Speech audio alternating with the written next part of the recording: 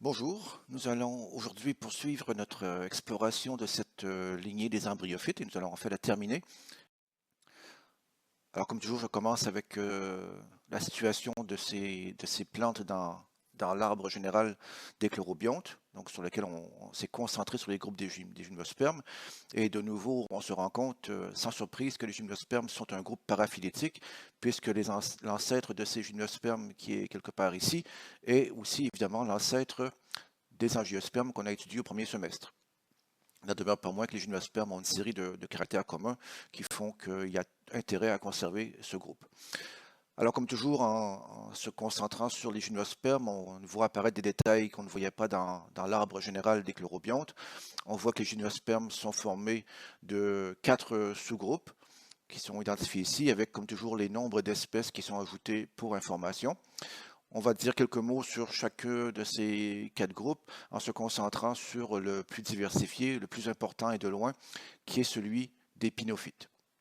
Et comme toujours, on y reviendra donc dans la discussion, on voit apparaître aussi sur cet arbre phylogénétique une série de caractères qui vont donc être attribués à chacun des groupes donc au fur et à mesure qu'on progresse dans l'évolution. Juste une petite remarque, le groupe des gnetophytes, donc vous voyez, je l'ai laissé un petit peu entre deux, donc ça devient une question de spécialiste. Donc est-ce que les gnetophytes sont des gymnospermes ou sont un sous-groupe des angiospermes dans un ensemble plus grand qu'on qualifie parfois d'anthophytes? Donc c'est vraiment un débat de spécialistes, je ne prends pas position, simplement on va situer, on saura que les gnetophytes se situent quelque part entre ces pinophytes et les angiospermes qu'on a déjà étudiés. Alors, quelques caractères généraux de ces gymnospermes pour commencer. Ce sont des plantes qui vous sont en général très familières. Ce sont pratiquement toujours des arbres et des arbustes vivaces, donc ils peuvent vivre plusieurs années, hein, parfois même plusieurs siècles. Leur bois, donc xylème secondaire, est composé de cellules qu'on appelle les trachéides aréolées, alors que le libère est composé de cellules criblées. Donc un seul type de cellule pour le bois et un seul type pour le libère, ce qui est encore plus simple que ce qu'on avait vu pour les angiospermes. Et vous savez aussi que les feuilles de ces gymnospermes sont généralement persistantes, sont souvent des aiguilles, donc qui ne sont pas éternelles, elles ne vivent pas aussi longtemps que l'arbre, mais on dit qu'elles sont persistantes parce qu'elles ne vont pas toutes tomber en même temps à l'automne. Ce qui va caractériser ces arbres pour la reproduction, c'est la présence de cônes, qui sont le plus souvent donc, unisexués. Donc on a ici l'illustration d'un cône femelle chez les gymnospermes et on peut assimiler, même si ce n'est pas évident au premier abord, ce cône à des fleurs. Alors pourquoi est-ce qu'on ne pense pas que ces cônes sont des fleurs? Parce qu'évidemment il n'y a pas de sépales et surtout il n'y a pas de pétales colorés. Donc lorsqu'on dit fleurs, on pense à des pétales colorés. Donc ça n'existe pas chez les cônes, mais pourtant en termes de fonction, quand on regarde ce qui se passe dans les cônes pour la reproduction, on retrouve exactement les mêmes événements qu'on avait vus dans la fleur des angiospermes. Donc ces cônes sont formés d'écailles, qui sont, pour revenir à des notions générales, des sporophiles, donc des feuilles fertiles. Dans le cas du cône femelle, ces feuilles fertiles produisent des ovules, en rappelant, si besoin est, que l'ovule n'est pas le gamète femelle, mais l'ovule est le macrosporange, donc l'organe qui va servir à produire les macrospores. Et l'ovule, c'est le site évidemment de la fécondation. Donc l'ovule va devenir la graine, comme ce qu'on avait vu chez les angiospermes. Et lorsque les graines sont formées, on voit que ce cône va s'ouvrir ainsi et les graines pourront être dispersées. On reviendra tout à l'heure au cycle détaillé de reproduction d'une gymnosperme. Alors pour le moment, on va commencer à dire quelques mots sur les 4 groupes de gymnospermes, en commençant par le groupe le plus ancien, celui des cycadophytes, donc les petits arbres qu'on appelle parfois les cycas. Ce sont des arbres qui ressemblent à des palmiers. Il ne faut pas donc confondre, les palmiers sont des plantes à fleurs. Donc ces cycadophytes font bel et bien des cônes comme les gymnospermes. Ce sont des plantes tropicales, il n'y en a pas qui existent ici à l'état naturel, quoiqu'on arrive parfois à les adapter et donc à les faire pousser dans nos régions. Ce sont des arbres qui vivent très souvent dans des milieux très pauvres et c'est la présence de cyanobactéries symbiotiques au niveau de leurs racines qui va permettre de fixer l'azote atmosphérique et justement permettre la survie de ces arbres dans ces milieux qui a priori ne sont pas très favorables. Donc ces plantes aujourd'hui, même dans les régions tropicales, ne sont pas très abondantes. Par contre, à l'époque du Mésozoïque, Donc, pour ceux qui s'intéressent, donc de moins 265 millions à moins 65 millions d'années. Donc, ces plantes étaient très, très abondantes. Donc, c'est un âge qu'on qualifie souvent de l'âge des dinosaures, parce qu'on a toujours tendance à définir les âges et autres événements par rapport aux animaux, mais on pourrait tout aussi bien les définir par rapport aux plantes, et on pourrait très bien dire que cet âge des dinosaures, en fait, c'est l'âge des cicadophytes. Deuxième groupe de gymnospermes très particulier, le groupe des gynécophytes. Très particulier, pourquoi? Parce qu'aujourd'hui, il n'en existe qu'une seule espèce. Donc, dans le passé, il y en a eu plusieurs autres, et pour une raison quelconque, une seule de ces espèces est parvenue jusqu'à nos jours, qui est l'arbre qu'on appelle le ginkgo biloba. Donc, pourquoi biloba? Donc, on voit ici l'arbre entier, donc qui est le sporophyte, forcément, et en précisant que ces arbres sont soit mâles, soit femelles. Donc, chacun des arbres ne va former que les organes mâles ou que les organes femelles. Alors, on regarde ici les détails des feuilles de cet arbre, et ce qu'on voit, c'est qu'en effet, ces feuilles sont composées de deux lobes, donc qui sont plus ou moins séparés l'un de l'autre, donc qui donnent le nom à l'espèce biloba. Sur cet individu qui est un sporophyte femelle, on voit la production de ce qui ressemble à des fruits, que l'on confond souvent avec des fruits. Ce sont des petites sphères de quelques centimètres de diamètre qui sont de couleur blanchâtre. Donc ce ne sont pas des fruits, puisqu'on n'est pas chez les angiospermes, ce sont bel et bien les ovules. Et ce qui est particulier, c'est que chez ce ginkgo, les ovules ne sont pas produits dans des cônes, les ovules sont produits de façon isolée sur les branches de l'arbre. Alors, si vous voulez voir des ginkgos, c'est très facile. Il y en a au Jardin botanique. Il y en a aussi 4 ou 5, donc place de la République. Et si vous regardez bien, vous allez voir que place de la République et dans les villes en général, on préfère planter les sporophytes, les arbres mâles. Donc, première question. Donc, pourquoi préfère-t-on planter les arbres mâles? Je vous laisse chercher un petit peu la solution. Et deuxième question, puisque ces arbres, comme tous les arbres, vont mettre 10 ou 15 ans avant de se reproduire la première fois, donc, comment fait-on pour savoir rapidement que ces arbres sont mâles ou femelles? Donc, on peut simplement les planter, attendre 15 ans et arracher ceux qu'on ne veut pas, mais on peut le faire autrement. On peut savoir dès l'arbre très très jeune, bien avant qu'il ait produit ses organes reproducteurs, s'il sera mâle ou femelle. Donc, deuxième question sur laquelle je vous laisse réfléchir, c'est comment fait-on pour déterminer le sexe des jeunes arbres? Donc, quelques photos ici pour illustrer ces ginkgos. Encore une fois, c'est un sporophyte, c'est l'arbre tel qu'on le voit. Les feuilles avec cette ramification dichotomique très caractéristique. Et quand on regarde mieux, on voit que les nervures elles-mêmes sont disposées et sont ramifiées de façon dichotomique. Ce qui est un caractère très ancien, ce type de ramification. Et effectivement, le ginkgo, c'est l'arbre le plus vieux qu'on ait à la surface de la planète. On y voit de nouveau le sporophyte mâle et la production de ses ovules. Et au niveau du sporophyte, c'est le sporophyte femelle, pardon. Au niveau du sporophyte mâle, on voit la formation de ces cônes dans lesquels les grains de pollen seront formés. Donc, troisième groupe est de loin le plus important de gymnospermes, c'est les plantes qu'on appelle les pinophytes. Donc, les plus importantes en termes de diversité. On l'a vu tout à l'heure, donc 600 espèces, c'est dans le groupe des gymnospermes de loin la plus grande diversité, mais surtout importance en termes de nombre d'individus. Donc les pinophytes représentent à elles seules environ un tiers des forêts de la planète. Et on sait que ces forêts de pinophytes donc, sont surtout dans les régions froides ou les régions montagneuses, ce qui revient un petit peu au même. Ces plantes sont dans des conditions qui sont relativement difficiles, dans des sols souvent qui ne sont pas très riches, et cette croissance est permise, comme c'est souvent le cas, par une association symbiotique avec des champignons, ici plus précisément de type ectomycorhize. Se développant dans des régions très froides, ces pinophytes ont des adaptations qui leur permettent de résister, donc en particulier au niveau des feuilles, qui justement persistent même pendant la saison froide. Donc ces feuilles ont des adaptations qu'on verra tout de suite qui leur permettent de résister au froid. Et ces adaptations permettant de résister au froid leur permettent aussi une résistance à la sécheresse.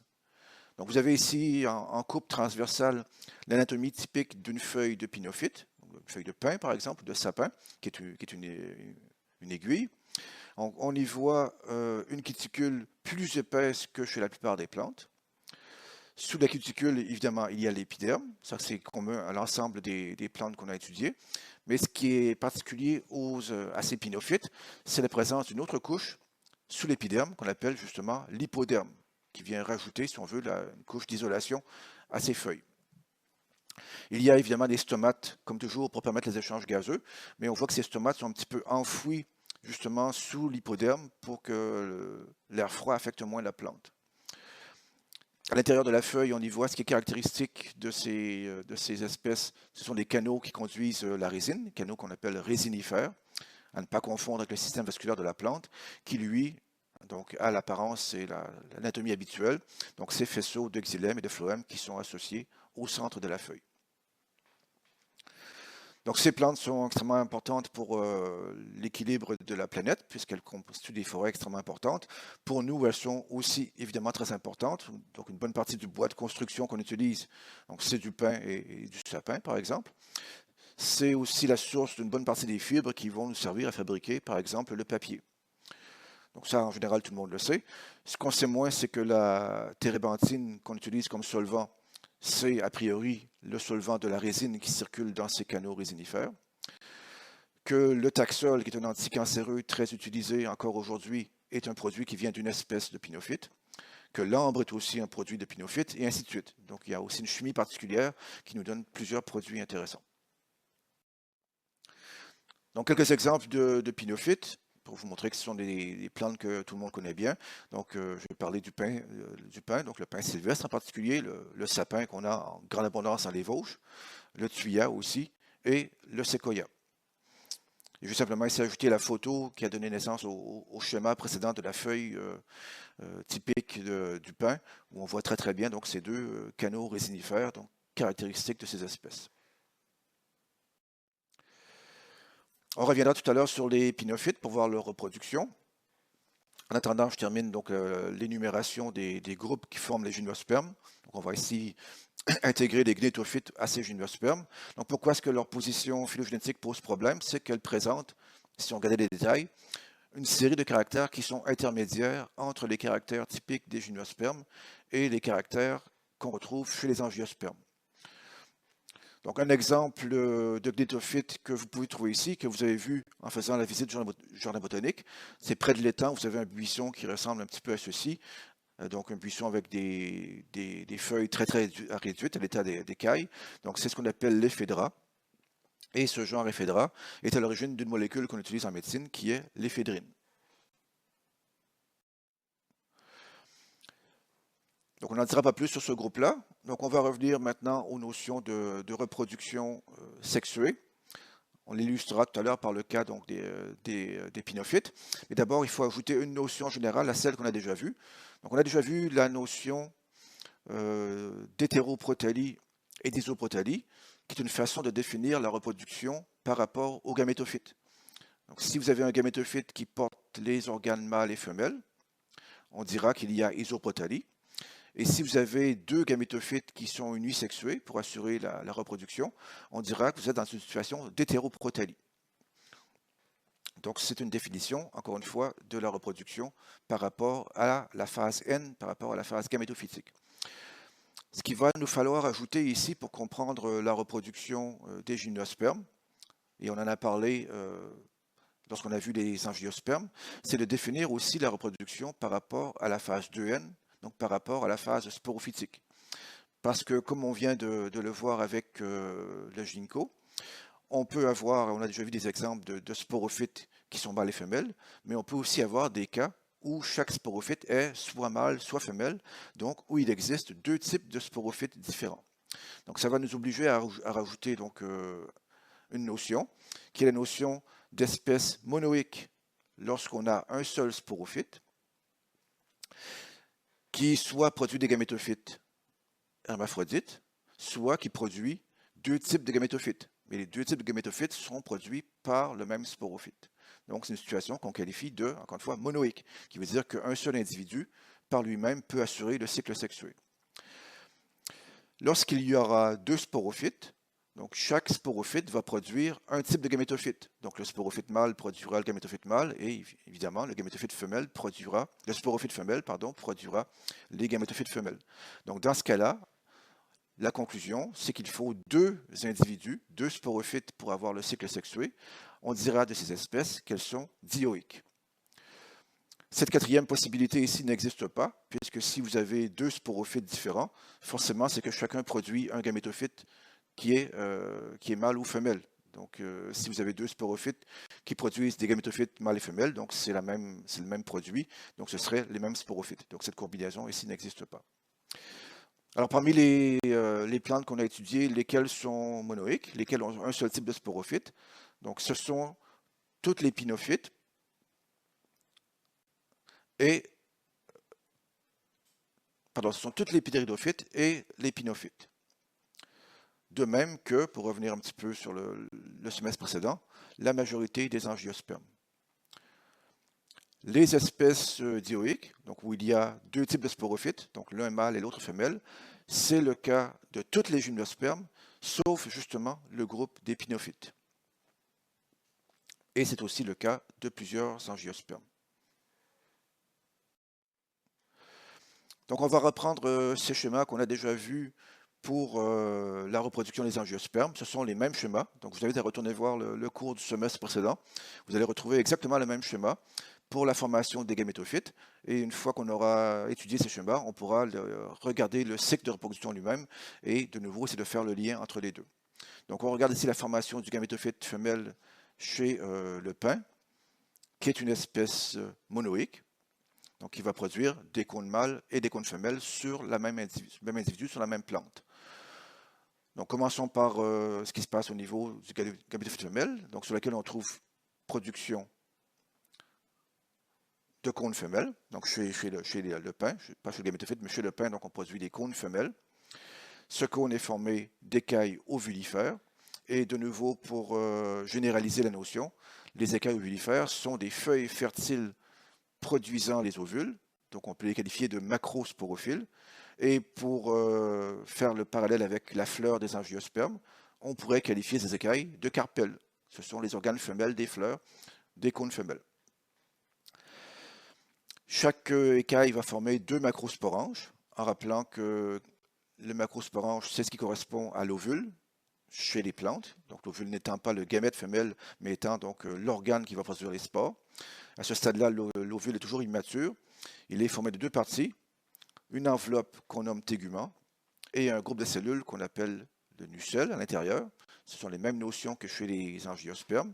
Et dans ce nucelle, comme dans presque tous les cas qu'on a vus, on a une seule cellule qui va subir la méiose, qu'on appelle, pour cette raison, la cellule mère des macrospores.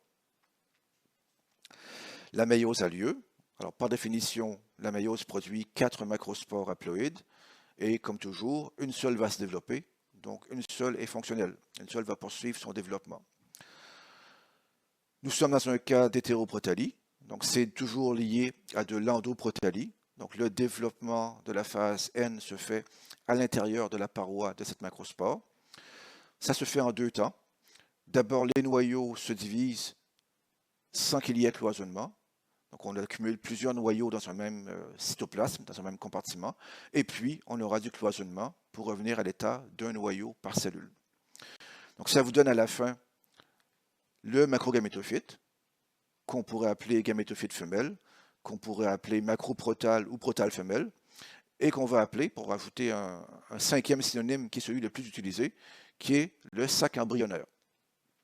Donc l'ensemble des cellules haploïdes qui vont permettre la fécondation et constituer le lieu de développement du futur embryon. Ce sac embryonnaire, selon les espèces, va comporter de 2 à 60 archégones. Donc plus tard dans le développement, les cellules du gamétophyte deviennent l'endosperme, qui sera le tissu de réserve dans la graine, et chaque archégone va donner naissance à un seul oosphère, donc le gamète femelle dans le cycle de reproduction. Quelques remarques avant de passer à ce qui se passe du côté mâle. Donc, malgré qu'il y ait plusieurs archégones, c'est-à-dire plusieurs gamètes femelles et potentiellement plusieurs embryons dans chaque ovule, en général, un seul embryon va se développer. Donc, il existe des mécanismes de contrôle qui feront que chaque graine ne va comporter qu'un seul embryon. Deuxième remarque différente qui nous ramène à la tendance évolutive. Donc, j'ai déjà mentionné que dans l'évolution, on a une phase N de plus en plus simple et une phase 2N de plus en plus dominante. Donc, chez les ginkgos, le macrogamétophyte comporte environ 8000 cellules. Chez les pinophytes, on passe à 2000. Chez les gnétophytes, on va passer à 256. Et on se rappelle que chez les angiospermes, cette phase N était limitée à seulement 8 noyaux haploïdes. Donc on voit très bien la tendance de réduire la phase N à sa plus simple expression. On reprend maintenant le schéma pour le gamétophyte mâle, donc toujours chez le pin, qui est une espèce monoïque. Donc le pin produit des cônes mâles et des cônes femelles. Donc on regarde ici ce qui se passe au niveau du cône mâle, formé d'une série d'écailles qu'on va qualifier d'écailles staminales. Et de nouveau, pour faire le lien avec les notions des groupes précédents, ces écailles staminales sont des feuilles fertiles produisant les microspores. On peut les qualifier de microsporophiles. Et pour faire le lien avec les angiospermes, donc on peut dire que ces écailles staminales sont les organes mâles des fleurs que sont ces cônes, donc on peut les qualifier d'étamines. En termes de fonction dans la reproduction, c'est exactement la même notion. Donc chaque écaille staminale va former des microsporanges, qu'on peut qualifier aussi de sacs polliniques, les structures dans lesquelles les graines de pollen vont se former. Donc on a dans ces sacs polliniques plusieurs cellules qui vont subir la méiose, donc on parle au pluriel de cellules mères des microspores. Donc la méiose intervient. Chaque méiose produit 4 cellules qui vont se développer toutes les 4, qui au départ sont associées physiquement. Donc on parle de tétrade de microspores. Et on peut dire qu'on a là formé le pollen encore immature. Comme tout à l'heure, le développement a lieu dans la paroi de ces microspores, donc c'est de l'endoprotalie. Ça vous donne les individus haploïdes du cycle de reproduction, qui sont appelés microgamétophytes, ou encore une fois, on pourrait dire gamétophyte mâle, protal mâle, microprotal, et le synonyme qu'on emploiera le plus, c'est simplement le grain de pollen. Donc en rappelant que le grain de pollen, ce n'est pas le gamète mâle, c'est le gamétophyte mâle. Selon les espèces, ce grain de pollen comporte de 2 à 40 cellules, mais il y en a de toute façon que 2 qui nous intéressent pour la reproduction. Et là, on revient, là aussi, je vous invite à retourner voir au schéma exact de la reproduction des angiospermes. Donc, une cellule végétative et une cellule générative. La cellule végétative est la plus grande, c'est celle qui va contribuer à former le tube pollinique pour permettre la fécondation. On y reviendra tout à l'heure. Et la cellule générative, c'est l'organe mâle réduit à sa plus simple expression, donc l'entéridie, tellement simplifié dans l'évolution qu'il n'en reste qu'une seule cellule. La première mitose de cette cellule générative va générer une cellule qu'on appelle spermatogène, qui par une deuxième mitose va générer 2 gamètes mâles qui permettront la fécondation. Donc cette finalisation de la maturation des gamètes mâles, en général, a lieu après la pollinisation, donc après la rencontre du grain de pollen et de l'organe femelle de la plante.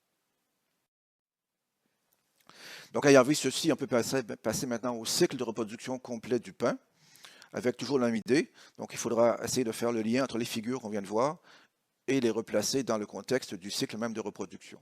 Donc c'est la figure originale que j'ai utilisée. Je l'ai découpée en 2 parties pour mieux voir les détails et j'ai comme toujours donc, traduit les principaux termes. Donc ce qui est en haut de la figure qu'on verra d'abord, c'est la partie 2N du cycle de reproduction et la partie du bas de la figure, c'est la partie haploïde de ce même cycle.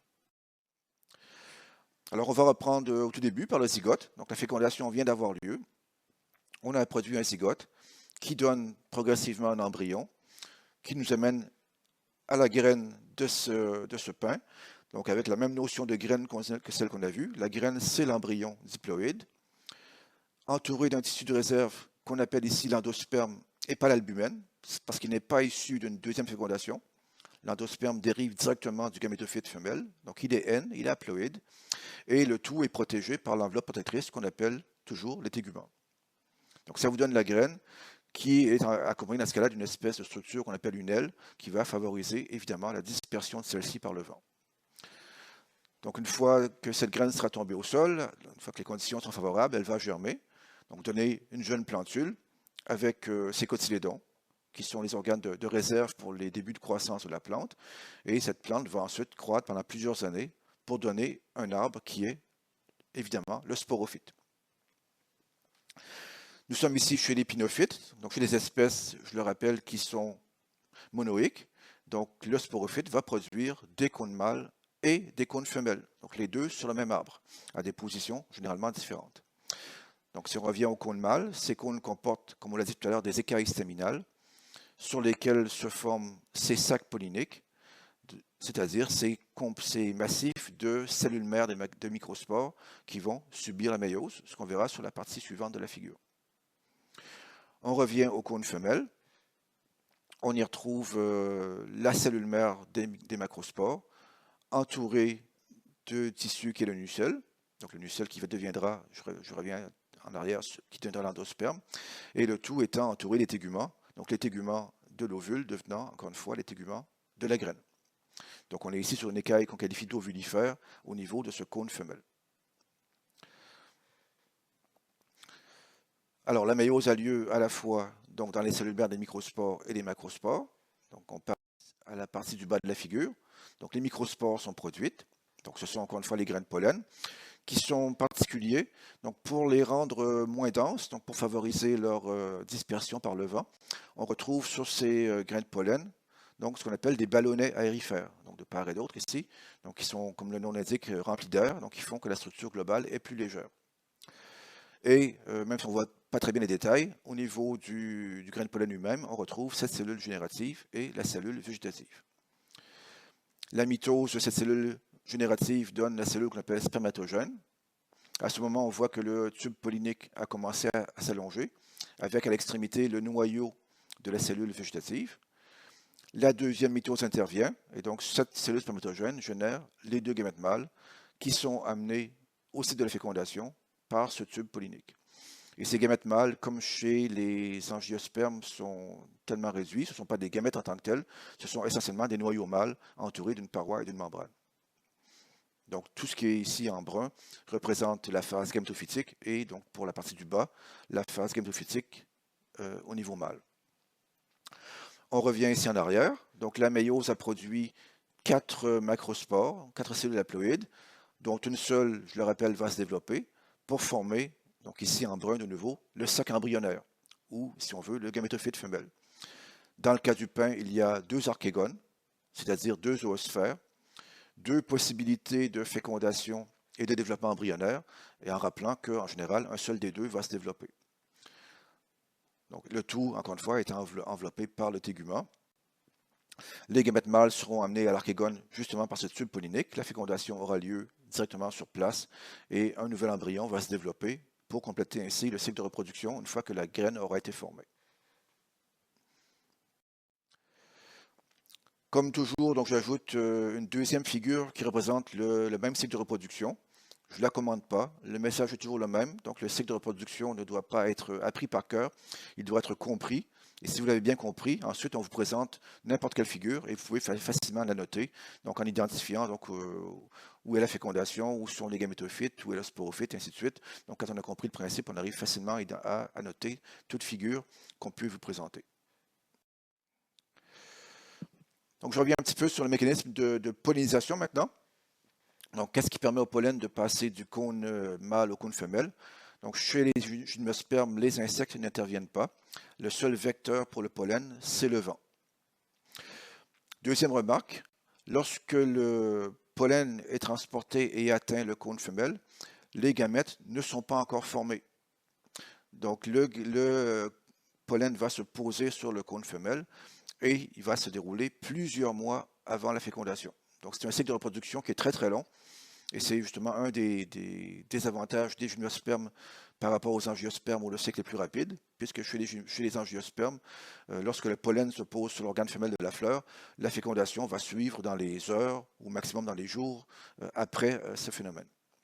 Donc on revoit ici le grain de pollen avec ces 2 ballonnets aérifères qui le rendent moins dense. On voit des cônes mâles en train de libérer donc des grandes quantités de graines de pollen. Et on y voit ici l'arrangement typique donc, sur ces gymnospermes, donc à la fois donc, de cônes femelles et de cônes mâles, comme on le voit, qui sont très souvent faciles à distinguer, à la fois par leur forme et même parfois par leur couleur. Et si on regarde bien, on se rendra compte que chez les gymnospermes, lorsqu'on a des espèces monoïques, les cônes femelles sont situés au-dessus des cônes mâles dans l'arbre. Et de nouveau, je vous pose une question à laquelle vous pourrez facilement trouver la réponse. Donc, pourquoi a-t-on cette disposition particulière? Pourquoi est-ce que ce sont toujours les cônes mâles qui sont donc dans la partie basse de l'arbre et les cônes femelles plus haut dans l'arbre? Donc, lorsque la pollinisation a lieu, ça va nous mener, comme on vient de le voir quelques mois après, à la fécondation. Alors, pour revenir sur les mécanismes de fécondation, on devra faire une distinction entre les deux groupes les plus anciens de gymnospermes, qui sont les cicadophytes et les gyngophytes, et les deux groupes les plus récents, qui sont les pinophytes et les gnetophytes. Donc, plusieurs différences. D'abord, par rapport à l'accumulation des réserves au niveau de l'ovule, c'est-à-dire de la future graine, donc du microgamétophyte. Chez les groupes les plus anciens, cette accumulation de réserves a lieu avant la fécondation, alors que chez les groupes plus récents, cette accumulation n'aura lieu qu'après la fécondation. Donc on y voit assez facilement l'avantage, parce qu'on imagine que si la fécondation n'a pas lieu ou si ça se passe mal, on aura gaspillé de l'énergie à accumuler des réserves, alors que dans les groupes les plus récents, on accumule des réserves que si on est certain, entre guillemets, qu'un embryon va se développer. Deuxième différence par rapport au mécanisme de la fécondation. Donc, elle est interne chez ces deux groupes, c'est-à-dire qu'on aura, comme on voit sur la figure ici, un grain de pollen qui va carrément entrer dans l'ovule pour aller libérer des gamètes qui ont toujours des flagelles, qui sont toujours des gamètes nageurs et qui vont se déplacer, certes sur une distance très petite, mais qui vont nager pour assurer la fécondation.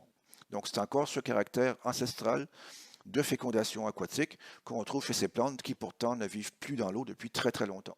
Donc le pollen entre dans l'ovule et les gamètes mâles nageurs sont libérés dans cette partie ici en blanc qu'on appelle la chambre pollinique. Pour les autres plantes, on aura un mode de fécondation tout à fait similaire à celui qu'on a vu pour les angiospermes, qu'on va illustrer sur la diapositive suivante, qui est de la siphonogamie, donc le transport des gamètes mâles, des noyaux mâles, par le tube pollinique. Mais avant de voir les illustrations, dernière différence, dans le cas des cicadophytes et gyncophytes, l'embryon ne passe pas par une phase de dormance, donc la graine devra germer tout de suite pour donner des nouvelles plantes, alors que chez les pinophytes et les gnetophytes, on a cette phase de dormance qui va permettre à la graine d'attendre des conditions favorables pour germer et donner naissance aux nouveaux individus. Donc on revient à la fécondation chez les gymnospermes les plus récentes. Donc les gamètes mâles ne sont plus des cellules avec flagelles, ce sont essentiellement, comme je le disais, des noyaux qui sont transportés jusqu'à l'oosphère par le tube pollinique. Donc il les libère au site même de la fécondation. Donc on voit ici la fécondation avec un noyau mâle ici qui est en train de féconder le gamète femelle, donc qui est l'oosphère. Et donc ici, c'est la photo dont on a tiré le schéma. Donc on y voit, comme ici, les deux gamètes mâles et l'un des deux qui est en train de féconder l'oosphère. Ça va vous donner encore une fois la graine typique avec l'embryon, le tissu de réserve et les téguments. Et lorsqu'il y aura germination, une plantule avec un nombre de cotylédons selon les espèces qui va se situer entre 2 et 18. Et c'est la même fonction que les cotylédons chez les angiospermes. Donc ces organes servent de réserve pour nourrir la jeune plantule dans ses premiers jours de vie avant qu'elle ne soit autonome pour sa nutrition. Donc maintenant qu'on a exploré l'ensemble de la succession des groupes de chlorobiontes, on peut revenir sur cette figure récapitulative. Donc il s'agit nullement d'apprendre par cœur l'échelle de temps. Il s'agit juste de revenir sur cette idée que ces plantes se sont succédées dans les ères géologiques, dans les 400 quelques millions d'années de leur évolution sur la planète Terre, avec d'abord les lycophytes qui sont apparus, ensuite les sphénophytes, si on veut les prêles, les fougères, les phyllocophytes, les gymnospermes et finalement les angiospermes. Donc on voit l'apparition successive dans l'évolution avec une diversification quand même, surtout au début de cette période d'évolution, les angiospermes arrivant beaucoup plus tard, et la largeur des figures indique l'importance relative de chaque groupe de plantes à chacune des époques. Donc on y voit qu'au début, évidemment, les lycophytes et les phyllocophytes ont dominé la flore terrestre. Ensuite, ce sont les gymnospermes qui ont dominé cette flore, même si elles n'ont pas complètement éliminé les groupes précédents. Et finalement, depuis quelques dizaines de millions d'années, ce sont les gymnospermes, comme on le voit, qui constituent, et de loin, le groupe le plus important. Mais les gymnospermes, évidemment, existent encore, et il y a des représentants des autres groupes qui existent encore, mais on voit que la plus grande partie de la flore terrestre est représentée par le groupe des angiospermes. C'est cette idée qui est justement développée dans l'article que je vous suggère de lire dans cette section, donc encore une fois, pour aller plus loin. Donc, de quelle façon cette diversification des plantes à fleurs, donc des angiospermes, a justement mené au déclin de la diversité et de l'abondance des conifères, donc des gymnospermes, en particulier pendant les phases de refroidissement climatique. Donc c'est un article sérieux qui vient du CNRS qui vous explique bien ce phénomène de remplacement d'un groupe par un autre au cours de l'évolution. Donc ça terminera logiquement donc, cette section sur les gymnospermes et vous ramènera au groupe des angiospermes qu'on a étudié.